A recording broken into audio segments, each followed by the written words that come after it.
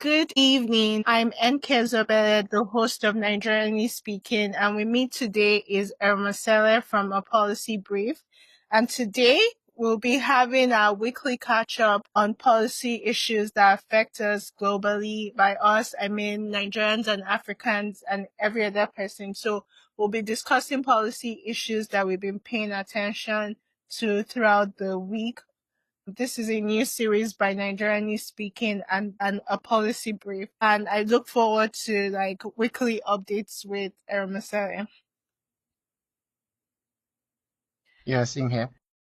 Okay, so today I just want to go through the list of topics we want to be discussing. This is not from this week, but from last week. We were paying attention to the recent Afrexim credit downgrade. We'll also be touching on the US trade policies and tariffs and what it means for us in the developing world and the globe at large.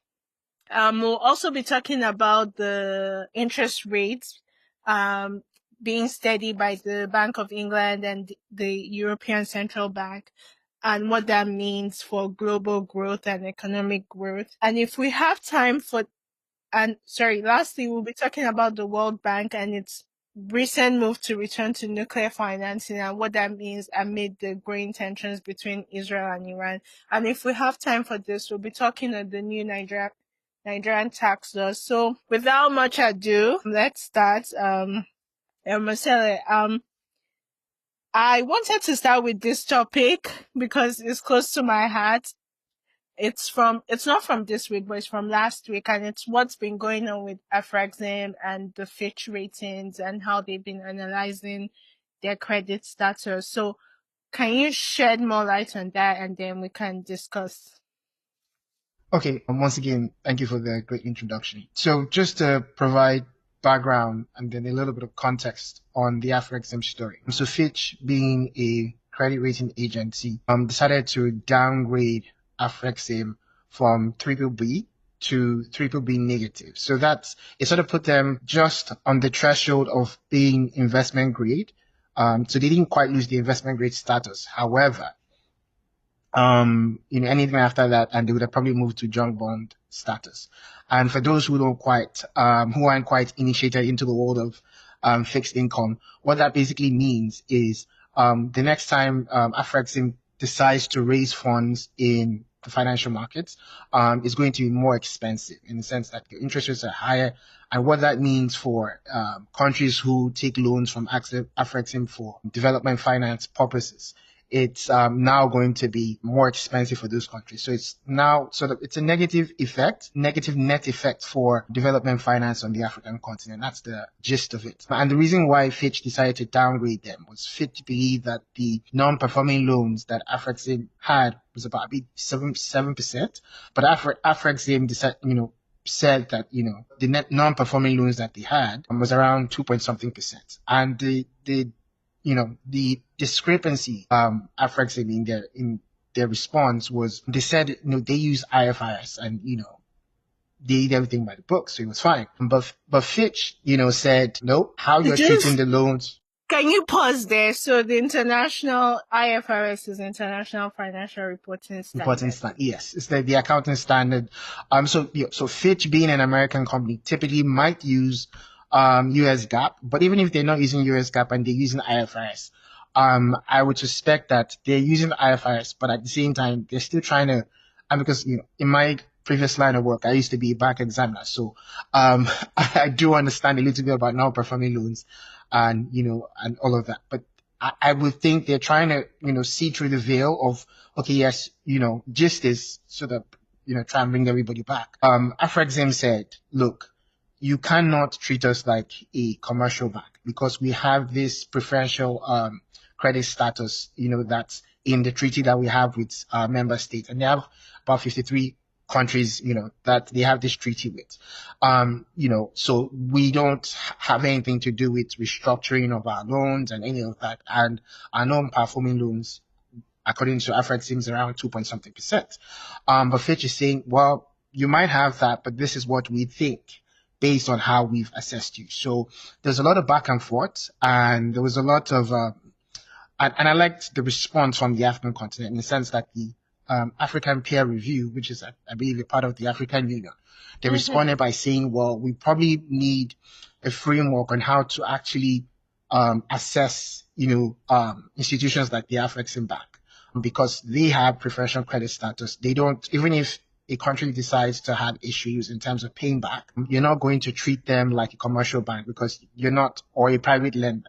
So that's the gist. It's an accounting issue, but at the same time, if you choose to look from the divide of Fitch, which is the rating agency, or any other rating agency like Moody's, right? Afrexim also has, they've had issues with countries who have taken out loans and have had problems paying back. So for instance, I know Ghana has had problems, South Sudan has had problems, and I did, a little search, and I think there was a court case, I think had to do in the UK, I think it was South Sudan. So it does raise the question of, yes, you do have preferred credit status, but if you have that, why are you going to court in the UK? So these are the issues. However, I think for me, like, trade-offs would be, or the positives would be, shedding more light on how you treat institutions like the Afrexim, which are not private lenders, and providing a framework that adequately sort of captures the nuances of the institutions like Afreximbank. So I think. Yeah, I think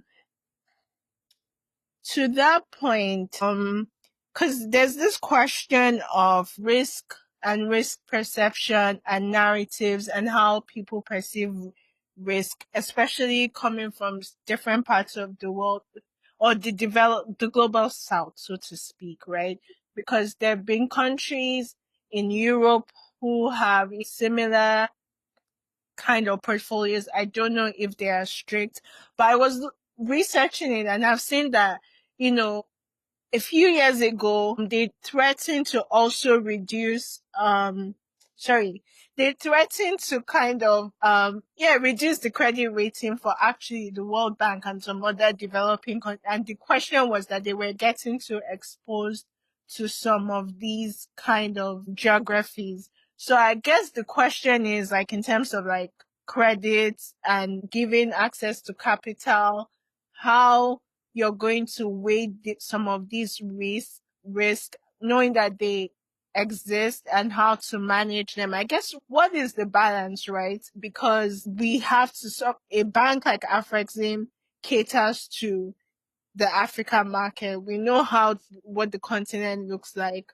We know like what the risk profiles look like on paper. So what is the balance in lending and being cautious and also doing their work that they've set out to do, which is development finance? It's a good question. But I think, the situation, that we saw with Afrexim responding, I think it's, in as much as, it's a bad situation in the sense that they got downgraded, but I think it's good that it's happening in the sense that it's fostering, an atmosphere where people, start to take these things serious in the sense that, people are now calling for, like the African peer review, they're now calling for a framework, right, that's different from what, typically, rating agencies will use, for private lenders or commercial banks, for sovereign, debt, which is what Afrexim typically deals with when they lend to countries like Ghana, South Sudan, Zimbabwe, and the like. So, in terms of providing a balance, it's tricky because you're dealing with, sovereign debt and sovereign credit. It's supposed to be the safest, but at the same time, if they default, it's also one of the hardest to collect. So it's tricky, and, Afrexim, they're doing really important work in the sense of development finance on the African continent that actually sometimes, find it really hard to get the financing that they need for really important development projects that the continent needs. However, I think the silver lining, which is what I like to focus on, is the fact that there's now more light that's being shed on the framework that these credit rating agencies use to look at institutions that are important on the continent. So maybe, hopefully, something positive comes out of that in the sense that we now have like a framework that takes into the preferred credit status of these institutions, which will probably lead to cheaper financing on the African continent. Okay, so I thought this was all interesting because I was listening in a bit to the Senate Banking Committee hearing in the US where the Federal Reserve Chair Jerome Powell was testifying, and I thought it was interesting as all this was going on. The Basel frame three framework came up, and he was of the opinion that it was very strict and that this didn't favor the US. So yeah, he emphasized that the previous Basel III Endgame proposal set requirements that was well above international standards and called for a fresh start. So I think it's interesting that the is saying that it's overly strict at the same time when we're hearing reports like this for Fitch. I'm not sure that it connects, but I do think that it's interesting that this proposal is coming right now. I think it kind of undermines the point that Fitch is making because it almost seems like a double standard, but I don't know what you think. That's interesting. I don't quite think it's a double standard. So the thing with regulation, and I'm somewhat familiar with the Basel III, framework, and all of that. Um, every jurisdiction sort of has to determine what's best for them. Even when you have like Basel II and all of that, you sort of um do your best to adhere to what they're proposing. However, sort of pick and choose what's right for you, sort of tweak it. So if Chepao thinks certain things need to be adjusted, then he does have unique insight to that. But in terms of rating agencies, I also think they've been quite bold of late, because if you notice, the US got downgraded very recently, and even before that, they also got somewhat. I think it was another agency that sort of downgraded them as well because of the rising debt limit that they have, and they keep increasing their debt limit. So, but I think it's a tricky balance that these rating agencies have to. It's a fine walking line that they sort of have to walk, because I always like to say this: their model is sort of tricky in the sense that you get paid to give a fair opinion. So how fair really is your opinion? That's the one thing. But they also do a good job of providing a service where you don't quite have a lot of people providing that service, and they do a good job to try and maintain the integrity, of their position. So like in terms of the Afrexim issue, I sort of understand the fine line that they have to walk, especially with how credit on the African continent is seen as being typically more risky. And one will have to ask why, especially because you're dealing with sovereign credit, right? But at the same time, if you do a search with Afrexim, for instance, and then you find out that, okay, you have preferred credit status, but you then have certain nationals, because I think for the one in Ghana, because what I was seeing, obviously you have to sort of fact check these things. The one I was seeing for Ghana was where they were saying someone in the Ghanaian government was saying that, they're trying to restructure the loan that they had with Afreximbank, but then if you're on the Fitch side, which is the credit rating agency side, and then you're seeing reports say from a government official saying that they want to restructure a loan that's supposed to have preferred creditor status, you're going to work with that. You're not going to. So like, I think in terms of, the African peer review output saying that there needs to be a framework, I think on the African continent as well, there also needs to be an understanding between the people who are taking the loan. And, sometimes with politics, you have people who come in, who weren't actually part of people who were there when the loan was taken. So you need, I would say they need to speak the same language, in the sense that, yes, because the credit rating agency isn't on the continent per se, right? But what they're dealing with is the aftermath of things that have happened. If a government official is saying we want to restructure a loan that they probably, think has preferred creditor status, then you can't really blame Fitch per se, right? Because you're seeing instances where people are saying, oh, we're going to restructure this loan that really you shouldn't be talking about restructuring, and you see Afrexim probably going to court. But it's a good conversation starter, which is what I think for me is the main takeaway. Good conversation starter, and then hopefully something positive in the form of a framework where both parties now speak the same language, in the sense of recognizing the preferred creditor status. And you mentioned, I don't know if you mentioned this earlier, but if you can talk more about that. I know that Afrexim would say it has preferred creditor status, but is it legally enforceable? That's a certainly interesting question. But yes, it is, because it's a treaty, so it's legally enforceable, right? But how far they go into enforcing that. That's the tough balancing act that you were mentioning. So it's tough, but they also have in the treaty, they can actually raise capital from their member states. So they're in a good position, right, not to have loans go as bad as, Fitch was saying that it was about 7%.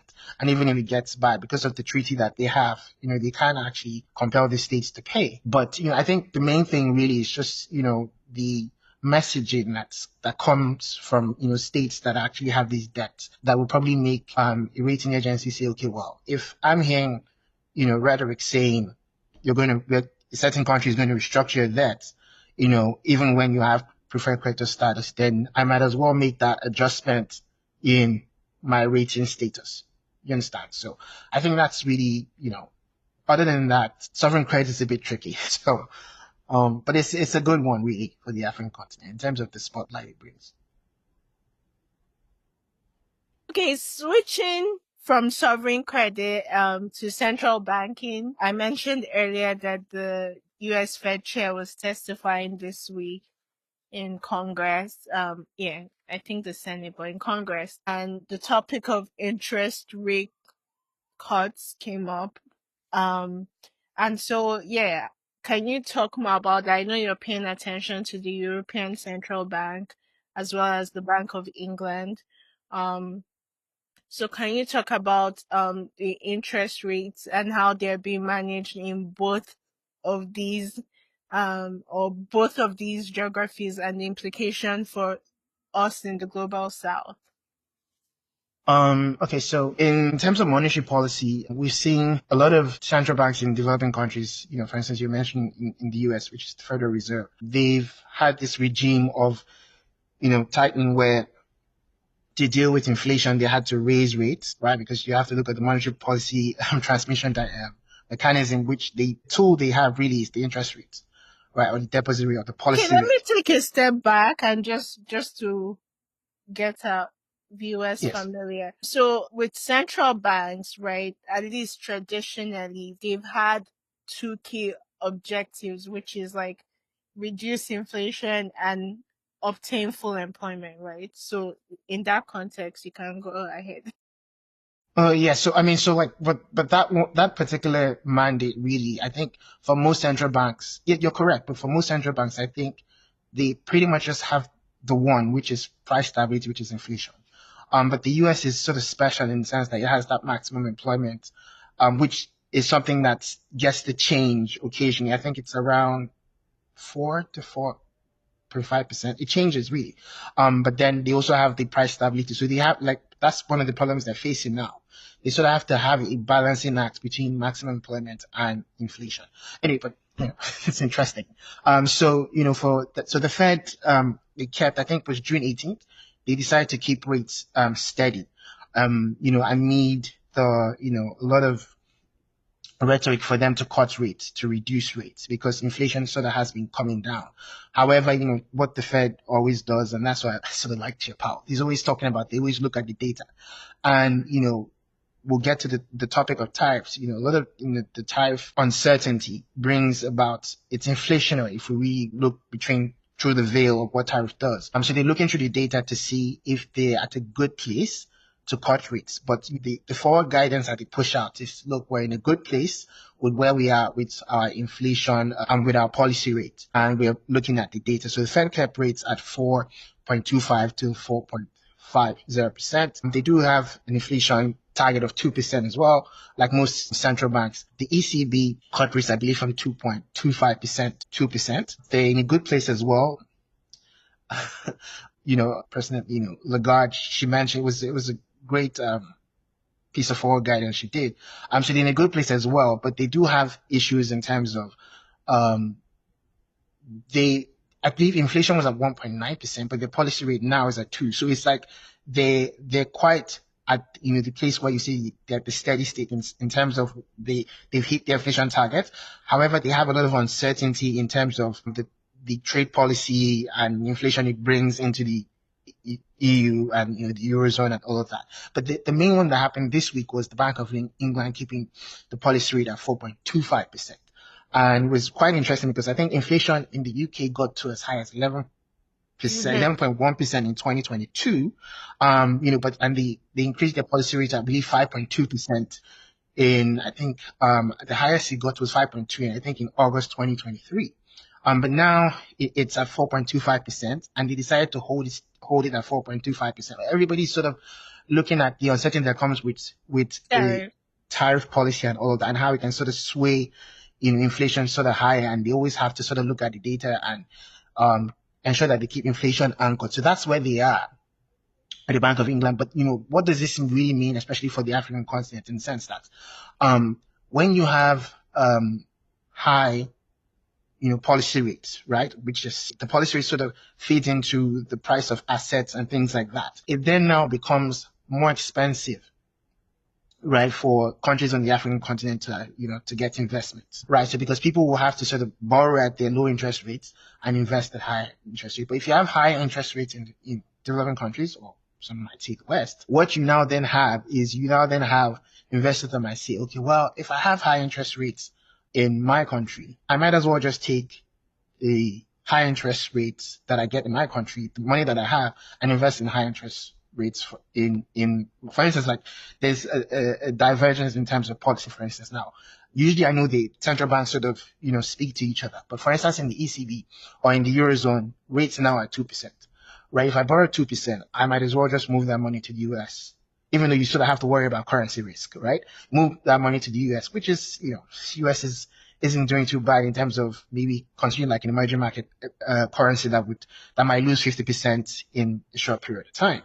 Borrow at 2% and invest at 4.25% in the UK or in the US, right? As opposed to taking that money and investing it in a very wonderful project that might be very profitable, right? But you then have to face currency risk on the African continent. So that's sort of, the balancing act or the hidden thread between what the rate means for a lot of people on the African continent. Okay, so I think it's fair to say that the central banks globally are taking a wait and see approach and waiting for the data to come out and some of the uncertainty around the tariffs to understand what the knock-on effects will be, because I think unanimously they feel that we don't know yet, and at this point we can't know. Okay. So Exactly. yeah, I like that you explained the capital flow, so, and how that impacts, and you've mentioned tariffs, so I think this is a perfect time to segue into the US tariffs and what we're seeing in terms of how Trump is leading the negotiation with the Europeans, now Canada, and even China. So if you can talk about it in that order, maybe start with China and then we'll go into what's the news we got out of Europe this week, and then more recently, like today, what we're hearing about Canada. Yeah, so honestly, it's been a roller coaster since I believe May, but the main gist of what's been happening over like the last 48 hours. I'll start with the most recent one, which happened not too long ago. So President Trump tweeted that he's ended all trade discussions with Canada because Canada, I believe Trump said he's being informed that Canada has a digital service tax, I believe, and it's basically sort of targeting American tech companies. So he was like, that's very much like, what they have in the EU. And of course, the US is still in trade talks with the EU. And so Trump was like, well, talks with Canada in terms of trade immediately comes to an end. And it's a tough one because, it seemed like progress was being made. So that's the main gist, like the very newest thing that comes out with tariffs and all of that. He was like, Canada will know what they're going to pay in the next 7 days. But the one, that was sort of good before that was there were reports that a trade framework had been signed with China. And the gist of, the trade framework that I gather from what they got up to with that particular deal was that the US now has access to, certain rare earth minerals from China. And China, controls about 90% of the global processing, access to those rare earth minerals. And those rare earth minerals are critical for things like electric vehicles and a lot of the sectors that you typically find American companies dominating, like technology, defense, semiconductors, and those are the things that you find that the rest of the world need in terms, for instance, like your smartphones, your computers, your laptops. You look at defense spending globally. With NATO increasing their budgets, right? All rare earth minerals are probably going to find their way in there. So that particular trade policy provides clarity, and it also, I believe, also opens China up to the US and the rest of the world in terms of you find out that the tech that the US come up with finds its way to other countries. So that was good to see. But then the other one that I think sort of has taken a backseat was the fact that steel and aluminum tariffs, the duties, so were doubled, to 50%. And then you also find there's a 10% reciprocal tariff, that sort of covers the remaining imports. And another thing that, for the tariff that seems, it's not quite new, but it seems to have taken a backseat is the fact that we still have other countries that, the US is still negotiating, what they pay. And I believe the July 9th date now seems to be, coming upon us. So it's going to be interesting to see how that plays out. Very interesting. I mean, these are interesting times. Can you talk about economic growth in the last year or so, and how we're slowing down and we're nearing 2007, 2008 levels? So Yes, I believe that was something that we saw last week. So I believe the World Bank's June assessment and the projections for 2025 was that we're seeing that the global growth were at 2027, 2007, 2008 level. So it was a non-recessionary period. We're not in a recession, even though the definition of recession seems to be changing nowadays. But it's a non-recessionary period. But the growth is looking a lot like a recessionary period of 2007, 2008. And they're saying that globally, about 70% of, the countries that they observe, that's what they're seeing. And, the key thing for me that stood out was they said, for developing economies, what you're seeing is a development-free zone. So basically saying for developing economies, they don't see any type of development. And this is in their June assessment. So I think that's something that people can go and check out if that's something that interests you. But you then also have to take that, and consider, the effects of the tariff in terms of, global supply and supply chains.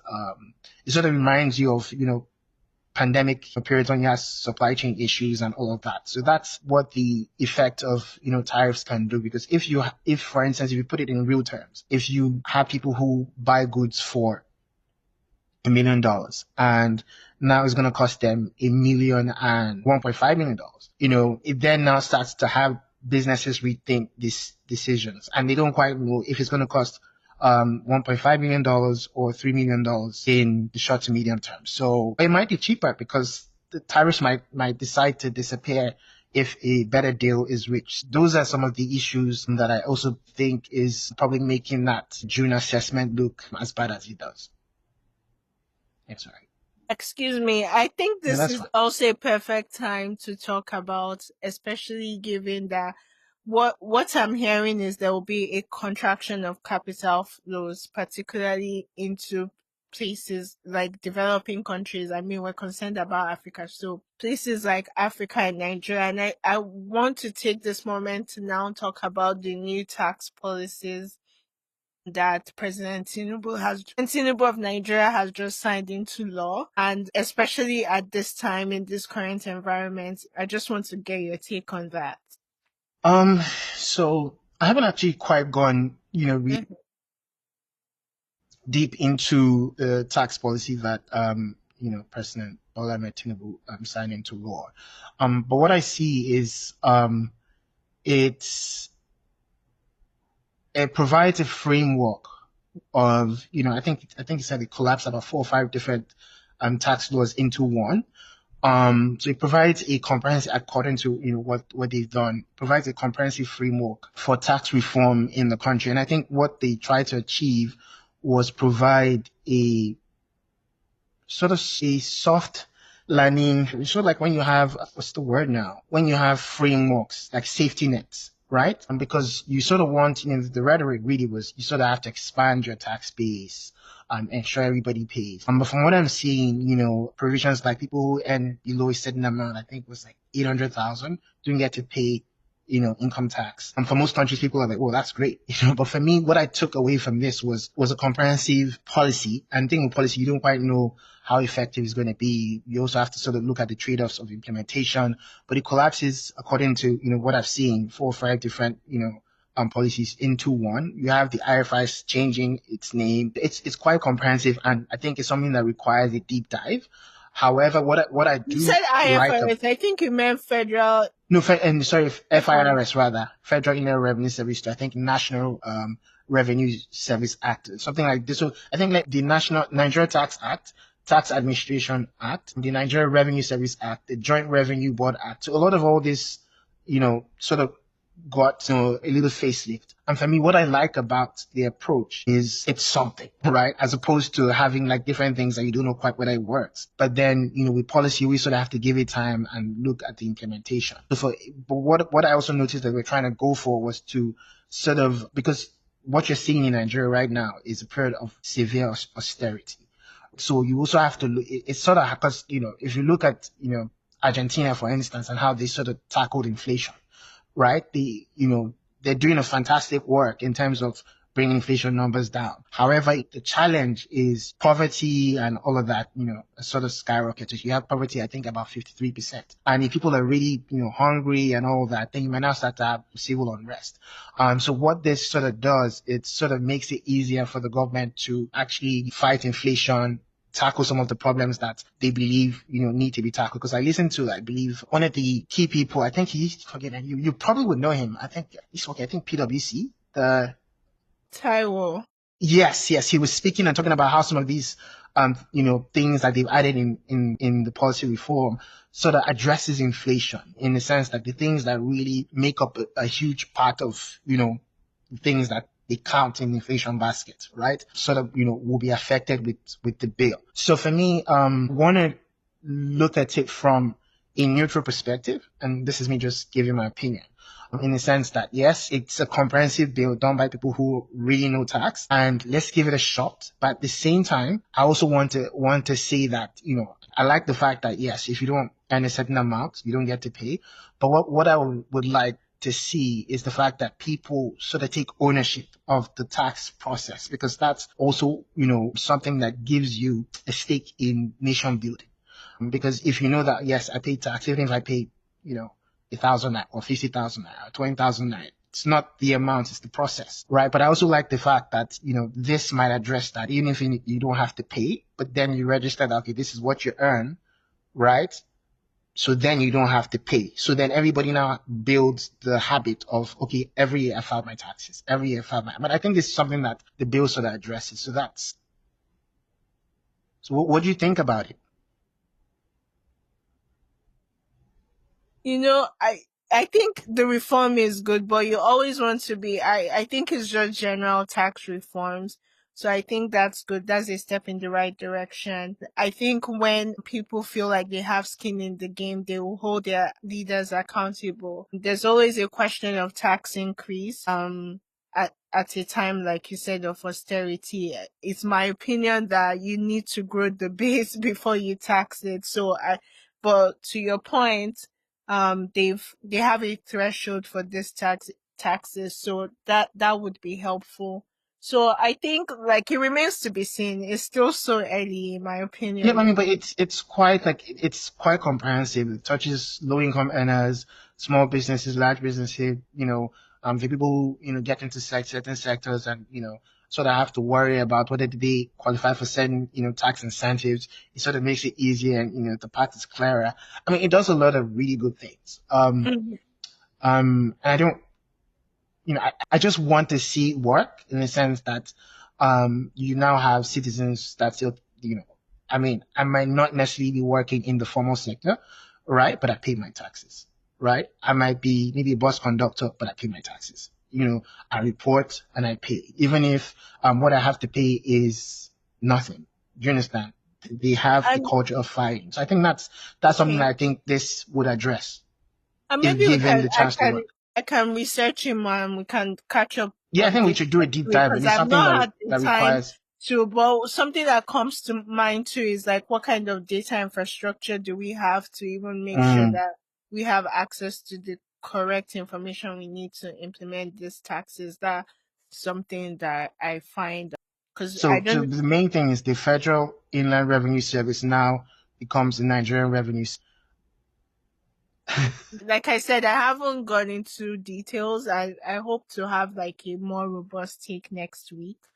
Um, but with that said, we've come to an end of this week's recap. I wonder if you're paying attention to any other thing that I haven't Yeah. mentioned, and Yes, maybe because tell I us mean I what know you. you're a big energy buff, so I was surprised you sort of skipped the World Bank returns to nuclear Yes! finance.